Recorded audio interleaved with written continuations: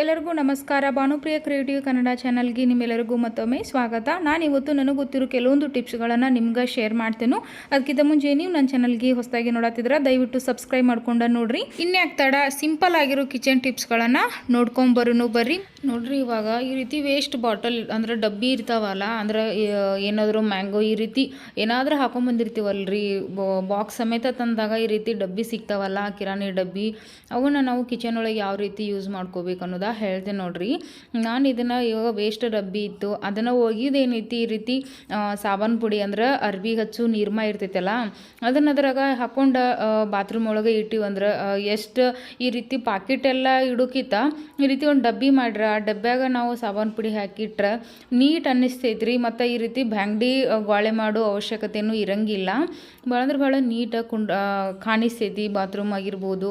ಮತ್ತು ಇದನ್ನು ನಾವು ಕಿಚನ್ ಒಳಗೂ ಹಿಂಗೆ ಸ್ಟೋರ್ ಮಾಡಿ ಇಟ್ಕೋಬೋದು. ಇದಕ್ಕೆ ಯೂಸ್ ಮಾಡ್ಬೇಕಂತಿಲ್ಲ.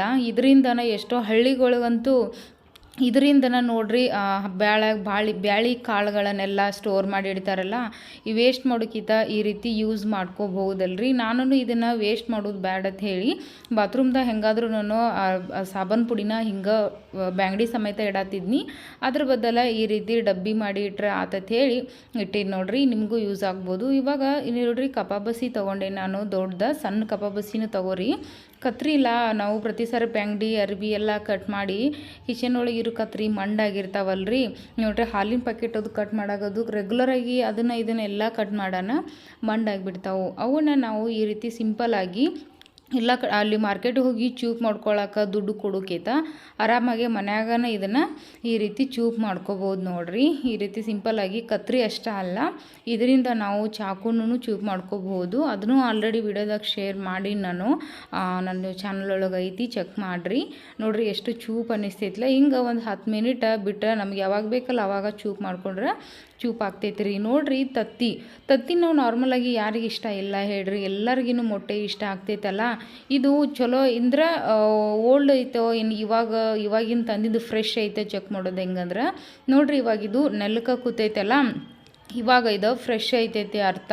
ಇದು ಒಂದು ವೇಳೆ ತೇಲಾಡತ್ತಿದ್ರೆ ಅದು ಅಷ್ಟು ಫ್ರೆಶ್ ಇಲ್ಲ ತರ್ತ್ರಿ. ನೋಡ್ತಿರ್ಬೋದು, ಇವಾಗ ಇದು ತೇಲಾಡತ್ತಿಲ್ಲಲ್ಲ. ನಾವು ನಿನ್ನೆನ ತೊಗೊಂಡ್ಮೇಲೆ ನಿಮ್ಗೆ ಶೇರ್ ಮಾಡ್ಬೇಕತ್ತ ತೋರಿಸ್ನೇ, ನಿಮ್ಗೂ ಯೂಸ್ ಆಗ್ಬೋದು ಅಂತ. ನೀವು ಒಂದು ಸಾರಿ ಈ ರೀತಿ ಚೆಕ್ ಮಾಡಿ ಇಟ್ಕೋರಿ, ಯೂಸ್ ಆಗ್ಬೋದು. ಭಾಳ ಅಂದ್ರೆ ಭಾಳ ಇದು ಇಂಪಾರ್ಟೆಂಟ್ ಐತಿ ಅಂತ ಹೇಳ್ಬೋದು. ಈ ರೀತಿ ನೋಡ್ರಿ, ಇವಾಗ ಇನ್ನೊಂದು ಈ ಸ್ಪೂನ್ ಟೈಪ್ ಬರ್ತಾವಲ್ಲ, ಈ ರೀತಿ ಬ್ರಷ್ ಅಂದ್ರೆ ಆಯಿಲ್ ದೋಸೆಗೆ ಎಲ್ಲಕ್ಕೂ ಹಚ್ಚು ಬ್ರಷ್ ಇರ್ತಾವಲ್ರಿ. ಇವು ಬ್ರಷ್ ಎಣ್ಣೆಯಾಗ ಹಚ್ಚಿರ್ತೀವಲ್ಲ, ತೊಳೆದ್ರೂ ಒಟ್ಟು ಎಣ್ಣೆ ಹೋಗಂಗಿಲ್ಲ. ನೋಡ್ತಿರೋದು ಅದೇನು ಪರಿ ಆಗೈತಿಲ್ಲ ಅನ್ಕೋಬೇಡ್ರಿ, ಅದು ಸಣ್ಣ ಲೇಯರ್ ಏನಿರ್ತೈತಿಲ್ಲ ಅದು ಕಟ್ಟಾಗಿಬಿಟ್ಟೈತಿ. ಹಾಗಾಗಿ ನಾನು ಮೀಶೋದಾಗ ಇದನ್ನು ತರ್ಸೀನಿ. ಇದು ಅದಕ್ಕಿಂತ ಭಾಳ ಅಂದ್ರೆ ಭಾಳ ಯೂಸ್ ಆಗ್ತೈತಿ, ಭಾಳ ಚಲೋ ಐತಿ. ಇದು ನಾನು ಮೀಶೋದಾಗ ತರಿಸಿದ ಡಬ್ಬಿನ.